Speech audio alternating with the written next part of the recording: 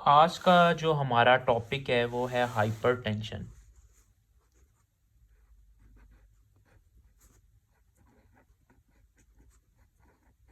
Last videos में हमने regulation of blood pressure को डिस्कस किया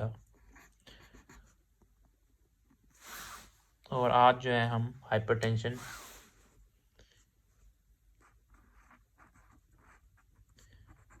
पढ़ेंगे। हाइपरटेंशन की डेफिनेशन ये है कि जब systolic blood pressure equal to और more than 130 millimetres of mercury हो और डायस्टोलिक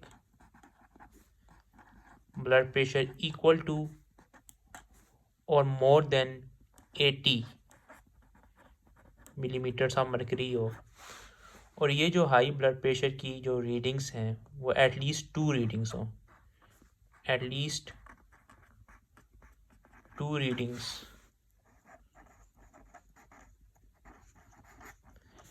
ऑन टू सेपरेट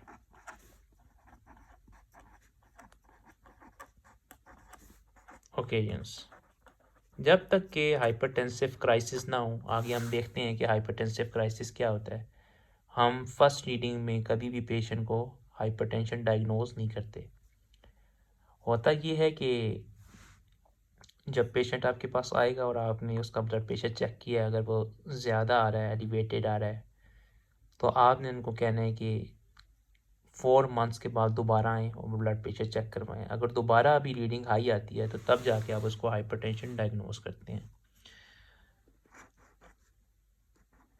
अब अमेरिकन हार्ट एसोसिएशन ने एक हमें क्राइटेरिया दिया है कि किस रेंज में आप हाइपरटेंशन डायग्नोज करेंगे।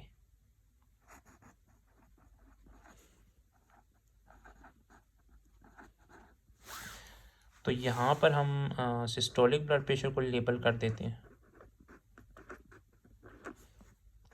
मिलीमीटर्स ऑफ मर्करी और यहाँ पे हम डायस्टोलिक ब्लड प्रेशर को लेबल कर देते हैं। जो नॉर्मल ब्लड प्रेशर की रेंज है या आप कह लें कि नॉर्मोटेंशन है, जो वो लेस देन 120 है सिस्टोलिक,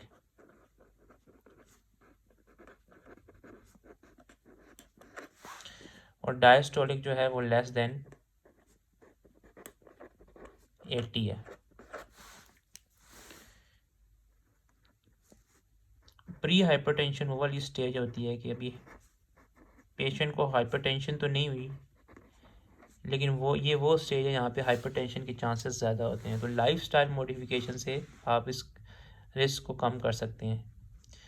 इसमें जो है ये इसकी जो रेंज है सिस्टोलिक की वो 120 से लेके 129 तक है और डायस्टोलिक ब्लड प्रेशर की रेंज है वो वही है जो कि नॉर्मल की है, लेस देन 80। इसके बाद जो है वो है stage 1 hypertension. Stage 1 hyper tension. Stage 1 hypertension की जो रेंज है वो 130 से लेके 139 तक है और डायस्टोलिक 80 से लेके 89 तक है। स्टेज 2 जो हाइपरटेंशन है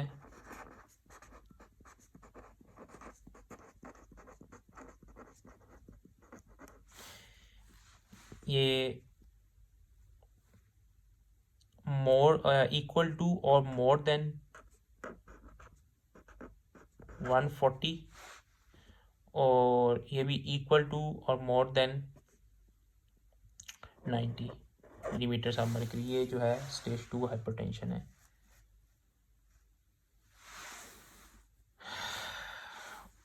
इसके बाद जो स्टेज आती है वो है हाइपरटेंसिव क्राइसिस।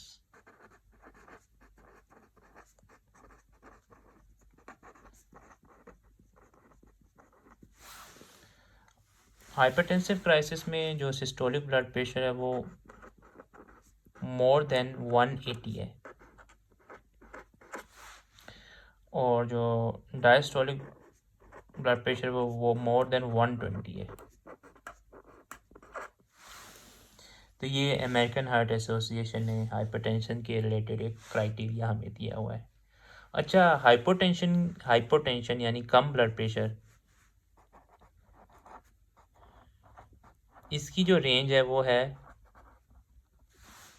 जो सिस्टोलिक ब्लड प्रेशर है वो लेस देन 90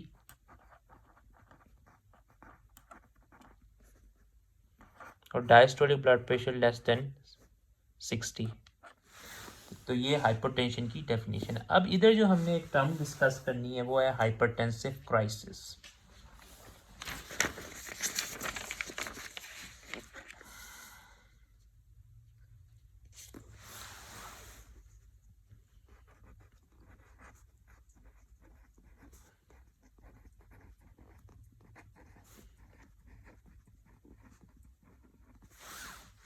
हाइपरटेंसिव क्राइसिस में दो इसकी फॉर्म्स हैं। एक है हाइपरटेंसिव अर्जेंसी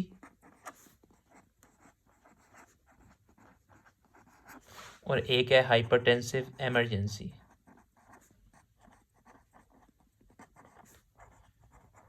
जिसे हम मैलिग्नेंट हाइपरटेंशन भी कहते हैं।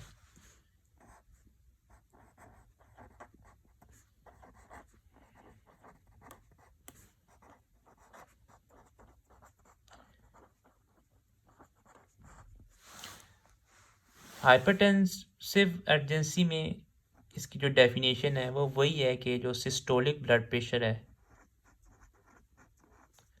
वो मोर देन 180 है, डायस्टोलिक ब्लड प्रेशर जो है वो मोर देन 120 है। लेकिन इसमें हमें जैसे कि पता है हाइपरटेंशन एंड ऑर्गन डैमेज करती है, तो इसमें टारगेट ऑर्गन डैमेज नहीं होता, with no acute target organ damage.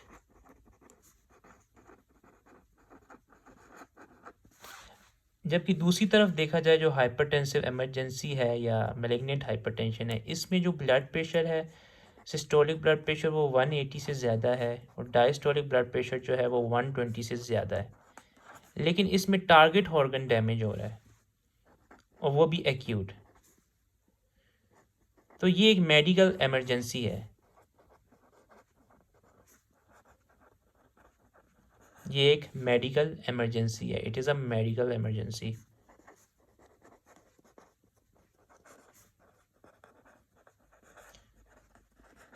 अब इसमें टारगेट ऑर्गन डैमेज जो है वो कैसे हो रहा है कि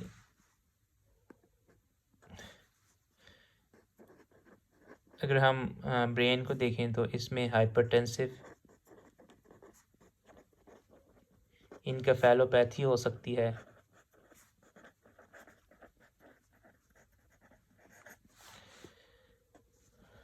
स्ट्रोक हो सकता है, ट्रांजिमिक स्कीमिक अटैक हो सकता है। और अगर हम हार्ट को देखें तो मैलिग्नेंट हाइपरटेंशन में हार्ट में मायोकार्डियल इन्फेक्शन हो सकता है और कंजस्टिव हार्ट फेलियर हो सकता है। कंजस्टिव हार्ट फेलियर हो सकता है। ये सारे टारगेट ऑर्गन डैमेज हैं जो कि हाई ब्लड प्रेशर की वजह से डैमेज होते हैं। आई में देखें तो इसकी वजह से, हाई ब्लड प्रेशर की वजह से हाइपरटेंसिव रेटिनोपैथी होती है, जिसमें अगर आप ऑप्थेल्मोस्कोप से देखें, तो इसमें आपको पेपिल एडिमा या पेपिलो एडिमा नज़र आएगा, रेटिनल हेमरेजेस नज़र आएंगे।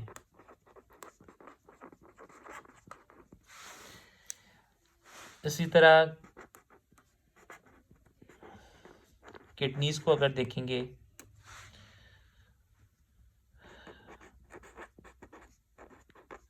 तो ये हाइपरटेंसिव नेफ्रोपैथी होगी इसमें।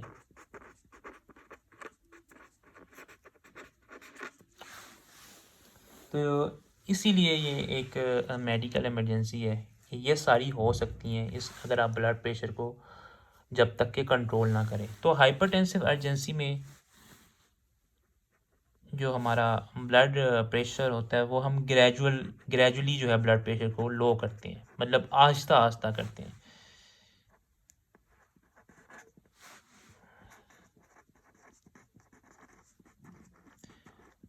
जबकि इधर हमें सडन ब्लड प्रेशर को लो करना होता है।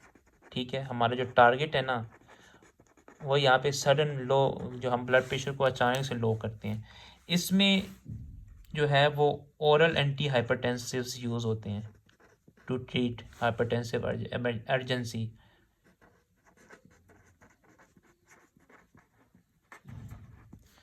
जिसमें कैप्टोप्रिल हो गया, जो कि कैपोटिन के नाम से आती है पाकिस्तान में। और इधर जो है हमारा जो टारगेट होता है वो हमने जो है आईवी ड्रग्स यूज़ करनी होती है to lower blood pressure. IV drugs में हमारे पास बीटा ब्लॉकर आ जाता है, लबीटालोल, हाइड्रालाजीन।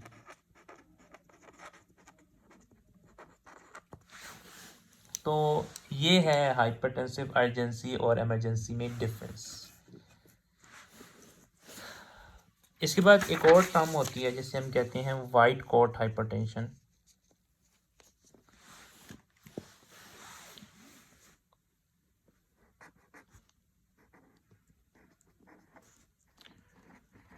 वाइट कोट हाइपरटेंशन सिंपली नाम से ज़ाहिर है कि ये क्लिनिकल सेटिंग में या डॉक्टर के ऑफिस में, क्योंकि हॉस्पिटल का इन्वायरमेंट देखकर पेशेंट को उसकी वजह से एंजाइटी होती है, और जब हम हॉस्पिटल में या क्लिनिकल सेटिंग में पेशेंट का ब्लड प्रेशर चेक करें तो वो ज़्यादा आएगा, लेकिन अगर वो घर में चेक करेंगे तो वो सही आएगा। तो इससे कहते हैं वाइट कोट हाइपरटेंशन, कि जो हॉस्पिटल का जो इन्वायरमेंट है उसकी वजह से पेशेंट को एंजाइटी होती है, जिसकी वजह से ब्लड प्रेशर उसका रीडिंग ज़्यादा आती है।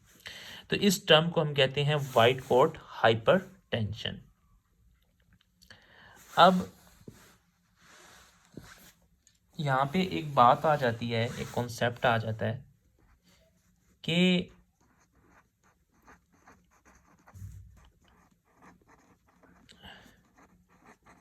ब्लड प्रेशर जो है वो है एक कॉन्टिन्यूस डिस्ट्रीब्यूटिव वैल्यू है।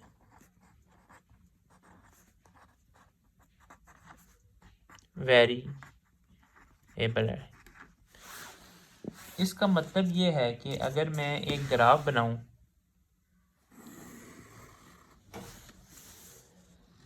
जिसमें मैं एक्स एक्सिस पे सिस्टोलिक ब्लड प्रेशर को को प्लॉट करूं, एक्स एक्सिस पे सिस्टोलिक ब्लड प्रेशर को, वाई एक्सिस पे मैं पॉपुलेशन लूँ परसेंटेज में। जैसे कि मैं सपोज करें पाकिस्तान की किसी सिटी की पॉपुलेशन ले लेता हूँ, लेट्स से लाहौर की, परसेंटेज में। तो यहाँ पे 20 हो गया, यहाँ पे 40 हो गया, यहाँ पे 60, यहाँ पे 80, यहाँ पे 100। और यहाँ पे मैं लेट्स से कि सिस्टोलिक ब्लड प्रेशर को प्लॉट करता हूँ।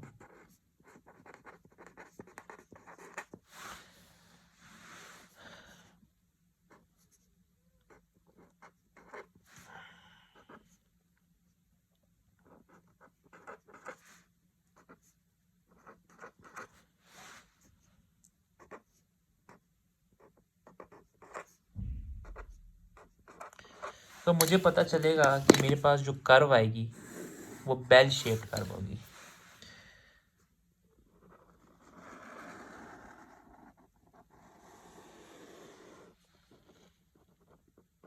अब इस बेल शेप का कर्व का मतलब ये है कि अगर मैं एवरेज लूँ ना इस पॉपुलेशन की, तो ज़्यादातर जो ब्लड प्रेशर है, मतलब मैं इधर आके अगर मीन निकालूं तो ज़्यादातर लोगों का जो एवरेज ब्लड प्रेशर आएगा वो सिस्टोलिक ब्लड प्रेशर वो 120 आएगा।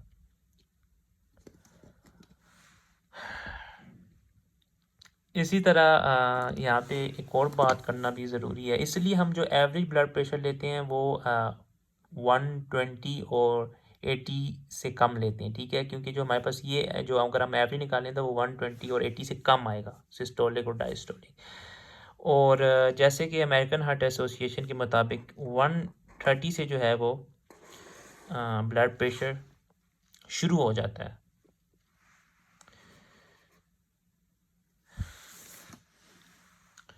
तो मैं देखता हूँ कि यहाँ पे जो हमारे पास ग्रुप ऑफ पॉपुलेशन आ रहा है जो कि according to American heart association वो हाइपरटेंसिव है,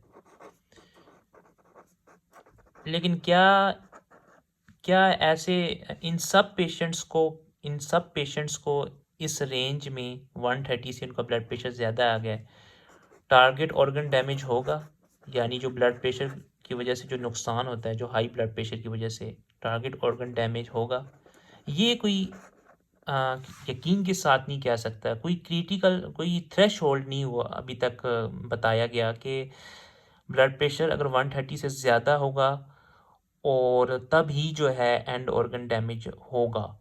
मेरा बात करने का मकसद ये है कि मुझे इस ग्रुप में कुछ लोग ऐसे मिलेंगे जिनका ब्लड प्रेशर 130 से ज़्यादा है, हाइपरटेंसिव हैं वो, लेकिन वो बिल्कुल नॉर्मल लाइफ गुजार रहे हैं जिस तरह की ये नॉर्मल पॉपुलेशन, ये वाला ग्रुप है वो गुजार रहा है। वो इसीलिए कि हाइपरटेंशन जो है वो एक मल्टी फैक्टोरियल डिजीज़ है।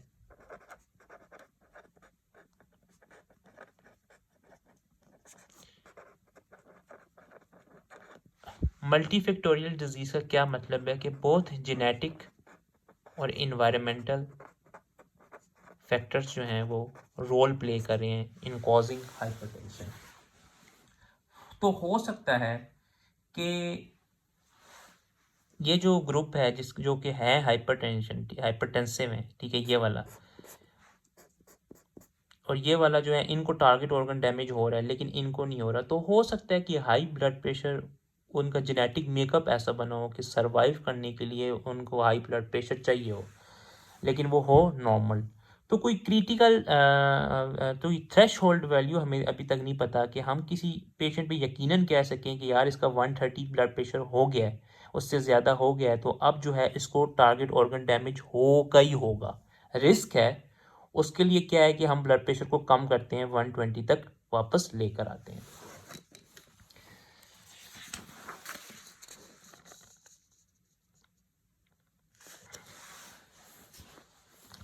इसके बाद हम कॉजेज़ ऑफ हाइपरटेंशन की तरफ जाते हैं कि हाइपरटेंशन की क्या कॉजेज़ हैं जिसकी वजह से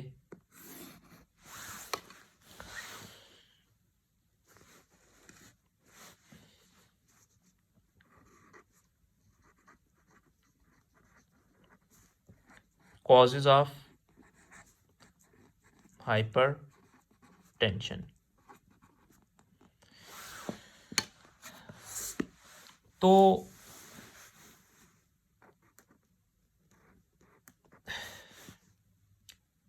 90 to 95% केसेस में जो हाइपरटेंशन की कॉज होती है वो अननोन होती है।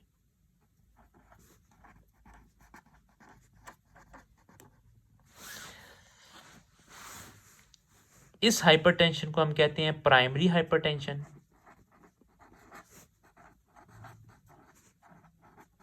या एसेंशियल हाइपरटेंशन।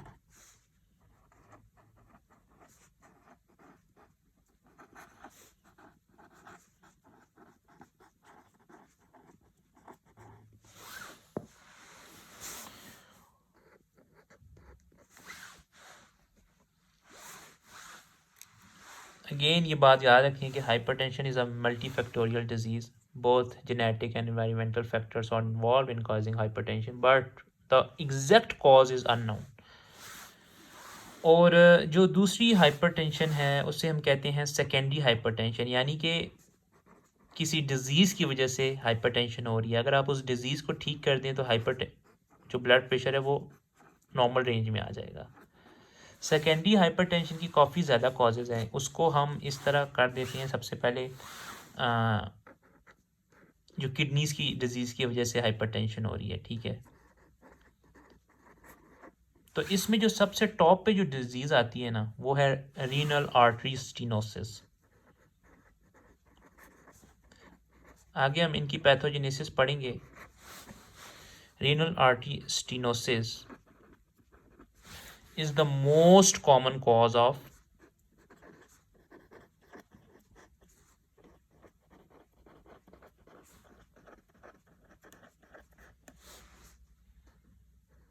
secondary hypertension.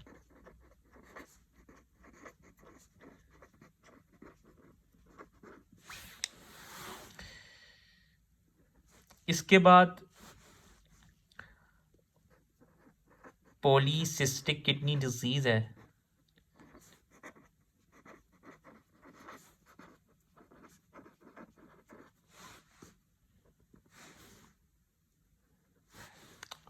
इसके बाद क्रोनिक रीनल किडनी डिजीज है, जिसे हम CKD भी कहते हैं। इसके बाद एक्यूट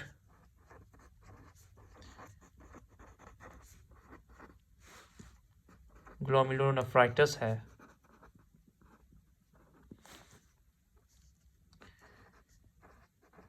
रीनल वैस्कुलाइटिस है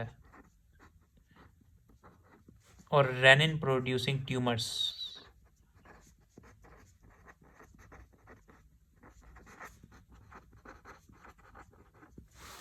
तो ये सेकेंडरी हाइपरटेंशन की एक हमने वजह पढ़ी है कि अगर किडनी डिजीज़ हो, जो कि लिस्ट डाउन हमने की, इनकी वजह से सेकेंडरी हाइपरटेंशन होती है।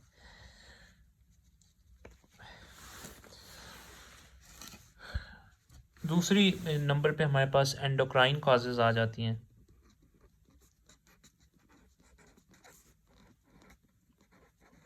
सुपीरियर टू इन्फीरियर हम जाते हैं। सबसे पहले जो हमारे पास डिजीज़ आती है वो excess of growth hormone in adults, जिसे हम एक्रोमेगैली कहते हैं। इसमें भी हाइपरटेंशन होती है।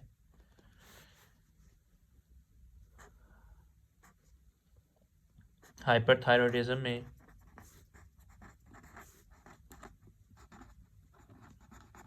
हाइपरटेंशन होती है।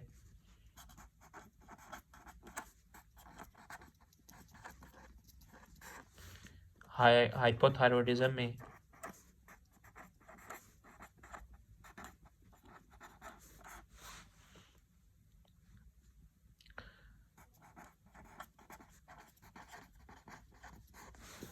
हाइपरटेंशन होती है। इवन हाइपरपैराथायरॉयडिज्म में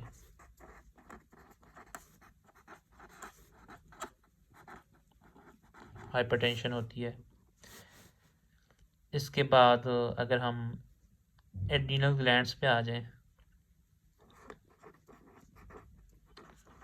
तो कुशिंग डिजीज़ या कुशिंग डिजीज़ और सिंड्रोम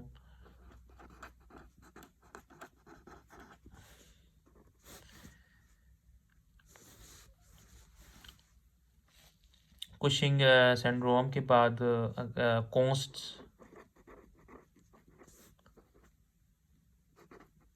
डिजीज़ आ जाती है, जिसको हम प्राइमरी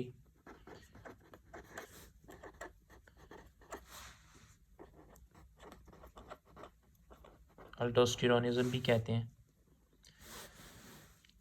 इसके बाद कंजाइटल adrenal hyperplasia,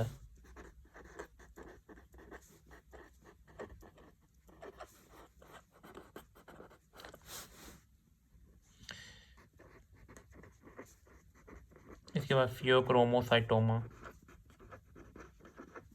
and in the end जो कि प्रेगनेंसी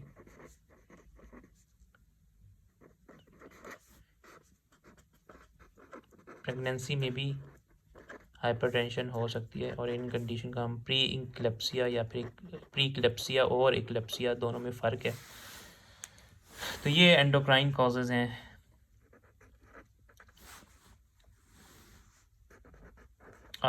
सेकेंडरी हाइपरटेंशन हार्ट में हो जाए तो coarctation of aorta,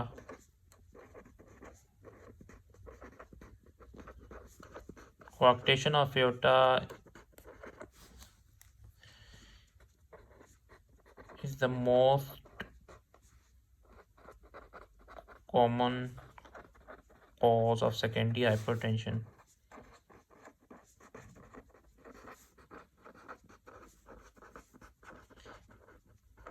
in newborn, in children. इसके बाद polyarteritis nodosa,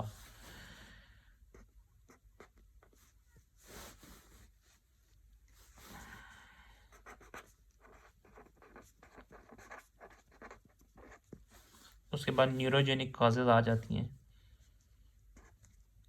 जिसमें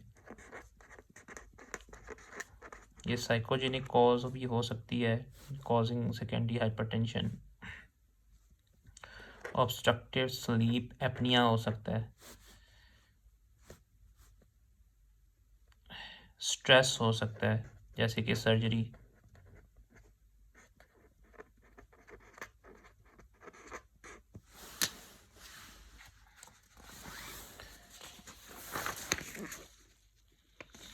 लास्ट में जो हमारे पास कॉज आती है सेकेंडरी हाइपरटेंशन की वो ड्रग्स है। ड्रग्स में सबसे पहले स्टेरॉइड्स आ जाते हैं, ये सेकेंडरी हाइपरटेंशन कर सकते हैं। इवन के एनसैड्स भी सेकेंडरी हाइपरटेंशन कर सकते हैं। Oral contraceptives,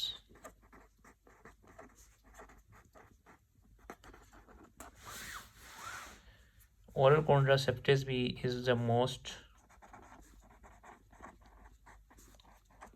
common cause of secondary hypertension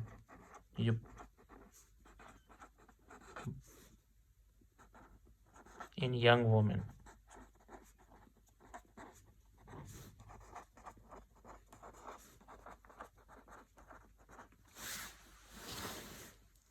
उसके बाद स्टिमुलेंट्स आ जाते हैं जैसे कोकेन हो गया, एम्फेटामीन हो गई, नेजल डिकंजेस्टेंस हो गए। तो ये काफ़ी ज़्यादा ड्रग्स हैं जो कि हाइपरटेंशन कॉज करती हैं। नेक्स्ट टॉपिक में हम पढ़ेंगे पैथोजेनेसिस ऑफ हाइपरटेंशन, यानी कि हमने पढ़ा कि प्राइमरी हाइपरटेंशन है, इसकी कॉज तो नहीं पता लेकिन कुछ थ्योरीज हैं जो कि इनको डिफ़ाइन करती है कि प्राइमरी हाइपरटेंशन कैसे होती है। और फिर सेकेंडरी हाइपरटेंशन की हम जो है कुछ डिजीज़ के जैसे रीनल आर्टरी स्टेनोसिस को डिस्कस करेंगे, और एंडोक्राइन में भी हम देखेंगे कि किस तरह जो है ब्लड प्रेशर बढ़ता है, ठीक है, कोन्स डिजीज़ हो गया, इसको डिस्कस करेंगे। और नेक्स्ट टॉपिक में हम पैथोजेनेसिस ऑफ हाइपरटेंशन को डिस्कस करेंगे।